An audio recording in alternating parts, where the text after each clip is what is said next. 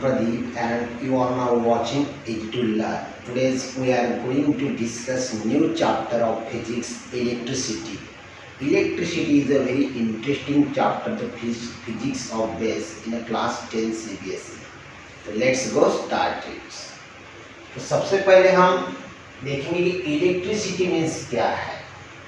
अगर किसी कंडक्टर्स के अंदर से चार्ज फ्लो होता है, क्या फ्लो होता है? चार्ज फ्लो होता है। अगर कोई कंडक्टर के अंदर में फ्री इलेक्ट्रॉन्स हो, क्या हो? फ्री इलेक्ट्रॉन, तो चार्ज इजीली फ्लो होता है। Easily flow of charge is called that current. और चार्ज को ही हम क्या बोलते हैं? करंट बोलते हैं। तो आगे देखेंगे कि टाइप्स ऑफ इलेक्ट्रिक चार्ज। तो जो भी इलेक्ट्रिक चार्ज फ्लो होता है कंडक्टर के अंदर से, उसके कितने टाइप्स है? तो to types of electric charge. The first type positive charge and second type negative charge. Positive charge means क्या होता है?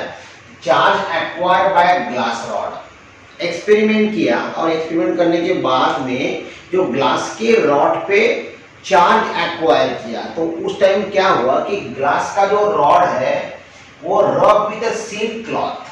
किसको रबिंग करना है? सिल्क के क्लॉथ को रब करना है। और उसके बाद में ग्लास के रॉड पे जो चार्ज आ जाता है, एक्वायरिंग होता है, उसको बोलते हैं पॉजिटिव चार्ज। और वो कुछ टाइम्स के लिए उसके ऊपर स्टैटिक्स रहता है, इसको स्टैटिक्स फोर्स बोलेंगे हम। रेस्ट कंडीशन में उस ग्लास के रॉड पे वो स्टेबल रहता है। तो समझ आ गया आपको? पॉजिटिव चार्ज मीन्स क्या? The charge acquired by glass rod rub with silk cloth. And second negative charge, charge acquired by an ebonites rod.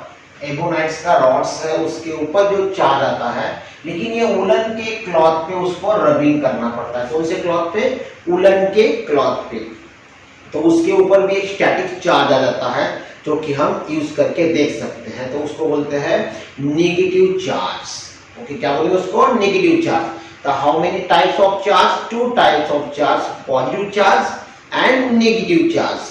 Positive charge means acquired by glass rod and negative charge means acquired and ebonite rod. Clear है? Okay, आगे बढ़ेंगे।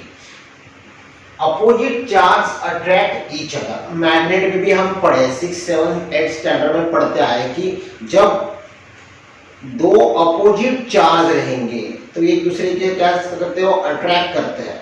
और positive charge रहे तो repel होते हैं। क्या होते हैं? रिपेल। जैसे मैग्नेट्स के सेम मतलब कि पैरेलल जो पोल होते हैं, साउथ पोल नजदीक लाएंगे तो रिपेल करते हैं, नॉर्थ पोल एक दूसरे को रिपेल कर देते हैं। और साउथ और नॉर्थ एक अट्रैक्शन में आते हैं। किसमें आते हैं? अट्रैक्शन में आते हैं। तो वही इलेक्ट्रिकल चार्ज में भी होता है। तो positive charge, opposite charge attract each other and similar charge repel each other. ये इसके एग्जांपल है। जैसे कि प्लस और माइनस चार्ज रहेगा तो अट्रैक्ट करते हैं। हम भी देखो ड्राई सेल जब किसी बैटरी में डालते हैं तो उसका प्लस माइनस चेक करते हैं ताकि इलेक्ट्रिक फ्लो चार्ज आगे आगे जा सके। प्लस प्लस डाल के रखेंगे तो चार्ज डिस्कनेक्ट हो जाता है। क्या होता है? चार्ज डिस्कनेक्ट होता है। The SI unit of charge is coulomb. ये इंपॉर्टेंट क्वेश्चन से एग्जाम में पूछते हैं कि चार्ज का SI यूनिट क्या है? तो कॉलम उसका SI यूनिट है, कैपिटल C से उसको डिनोटेट किया जाता है। The charge of SI unit column denoted by capital C and one column equals to 9 into 10 to the power 9 newtons force. ये भी इंपॉर्टेंट है, एग्जाम में पूछा जाता है। इसको तुम नोट डाउन कर लो कि वन कॉलम चार्ज में कितना फोर्स होता है? तो 9 into 10 to the power 9 Newton force होता है। और ये 1 मीटर डिस्टेंस तक के काउंट कर सकता है, क्रॉस कर सकता है। ओके, तो देखो किसी भी मैट्रिक्स के अंदर में जो पार्टिकल्स होते हैं उसमें दो तरीके के चार्ज होते हैं। एक रहेगा पॉजिटिव चार्ज, तो उसको बोलते हैं प्रोटॉन्स। क्या बोलते हैं? प्रोटॉन्स। और एक रहता है पार्टिकल्स के अंदर में नेगेटिव चार्ज, उसको बोलते हैं इलेक्ट्रॉन। क्या बोलते हैं? इलेक्ट्रॉन। तो जो प्रोटॉन पॉजिटिव चार्ज है वो प्लस साइन से दिखाते हैं और इलेक्ट्रॉन माइनस साइन से शो किया जाता है। तो कोई भी मैटर्स के अंदर में या कोई भी जो चार्जेबल ऑब्जेक्ट है उसके अंदर में दो तरीके के पार्टिकल चार्ज होते हैं। एक रहेगा प्रोटॉन मतलब पॉजिटिव चार्ज, दूसरा रहेगा इलेक्ट्रॉन मतलब नेगेटिव चार्ज। तो ये तुम बराबर से अंडरस्टैंडिंग कर लो। तो एक क्वेश्चन एग्जाम में पूछा गया है कि calculate the number of electron one column of charge. अभी हमने देखा है कि 9 × 10⁻9 इलेक्ट्रॉन फोर्स होता है, लेकिन कितना चार्ज रहेगा वन कॉलम में, कितना इलेक्ट्रॉन रहेंगे वन कॉलम चार्ज में। तो देखो इसको कैलकुलेट करना है और जो आंसर आएगा वो आंसर हमको लिखना है। इंपॉर्टेंस है ये, बहुत बार क्वेश्चन आया है। द चार्ज ऑफ इलेक्ट्रॉन 1 × 6 × 10⁻19, ये एक इलेक्ट्रॉन का चार्ज है, समझा गया? और 1 × 6 × 10⁻19 कॉलम, मतलब कि 1 इलेक्ट्रॉन के अंदर में कितना चार्ज है? 1.6 × 10⁻⁻19। तो हम अभी निकालेंगे कि 1 कॉलम चार्ज में कितना है। If the charge is 1 column, तो 1 डिवाइड बाय 1.6 × 10⁻19 into 1, और 100 को 16 से डिवाइड किया तो आंसर था 6.25 × 10⁻18। तो हमको ये आंसर ध्यान में रखना है। ये हमको मल्टीपल चॉइस में या 1 मार्क्स के लिए पूछा जाता है कि 1 कॉलम चार्ज में कितने इलेक्ट्रॉन होते हैं। तो 6.25 × 10⁻18 इलेक्ट्रॉन रहते हैं किसमें? 1 चार्ज ऑफ कॉलम्स में। नंबर ऑफ इलेक्ट्रॉन, कितने number of electron? 6.25 × 10⁻18 electron consistingly similar to the 1 column of charge.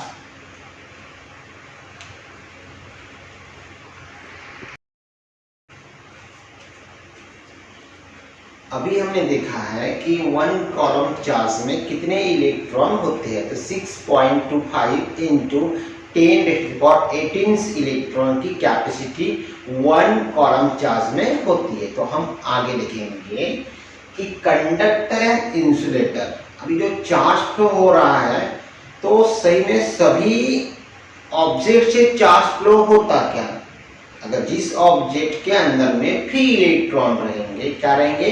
Free electron. जो न्यूक्लियस होता है मैटर्स का, उसके अंदर में इलेक्ट्रॉन कंसिस्टिंगली एक बॉन्डिंग पोजीशन में होते हैं, तो वो फ्री होंगे तो समझ जाना कि वो गुड कंडक्टर है, मतलब कि कंडक्टर है। और इलेक्ट्रॉन फ्री नहीं होंगे तो वो हो जाता है उसका इंसुलेटर। क्या होता है वो? इंसुलेटर। तो देखेंगे conductor and insulator. Let's go start it. So what do you mean by conductor? Those substance through which electricity, those substance, वो ऐसा substance है कि जिससे electricity cannot flow, उसके अंदर से can flow, वो ऐसा substance है कि जिसके अंदर से electricity easily flow कर सकती है। उस substance के अंदर के इलेक्ट्रॉन कौन से कंडीशन में होंगे? फ्री कंडीशन में होंगे, तभी ये मुमकिन है। तो उसको बोलते हैं conductor. Conductor means can flow easily electricity, can flow easily electricity through a particles.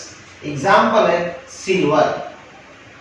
तुमको भी एग्जाम में क्वेश्चन आता है कि बेस्ट कंडक्टर ऑफ इलेक्ट्रिसिटी, तो मोस्ट ऑफ स्टूडेंट्स कॉपर लिखते हैं क्योंकि हमारे घर के डोमेस्टिक सर्किट में कॉपर का यूज किया जाता है। बट कॉपर से भी बेटर कंडक्टर है सिल्वर। उसका यूज न करने का रीजन है कि silver is more expensive compare than copper. समझ आ गया आपको? सिल्वर, देन कॉपर, एल्युमिनियम, ये सभी जो मेटल्स है वो अपने न्यूक्लियस में जो पार्टिकल्स होते हैं न्यूक्लियस के अंदर में इलेक्ट्रॉन को फ्री कंडीशन में रखते हैं। दैट्स व्हाई वहां से इलेक्ट्रिसिटी क्या करती है, इजीली फ्लो करती है। तो अलॉय भी ये कर सकते हैं, जैसे कि नाइक्रोम है वो अलॉय भी कर सकते हैं, लेकिन अलॉय की कैपेसिटी मेटल के कैपेसिटी से कम रहती है चार्ज को फ्लो करने की। और एक ग्रेफाइट मींस नॉन मेटल है, फॉर्म ऑफ कार्बन, ये भी अपने अंदर से इलेक्ट्रिसिटी को पास कर सकता है, क्योंकि ग्रेफाइट का स्ट्रक्चर ही ऐसा है कि कार्बन के साथ में समझो कि 3 साइड में हाइड्रोजन अटैच होते हैं, एक साइड में इलेक्ट्रॉन फ्री रहता है, और एक साइड में इलेक्ट्रॉन फ्री मींस वहां से इलेक्ट्रिसिटी पास हो सकती है।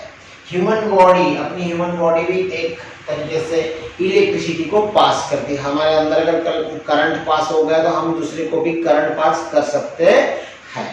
तो it's called that all is a conductor. Conductor means can flow easily charge through a object, तो वो सभी ऑब्जेक्ट आ जाएंगे कंडक्टर में।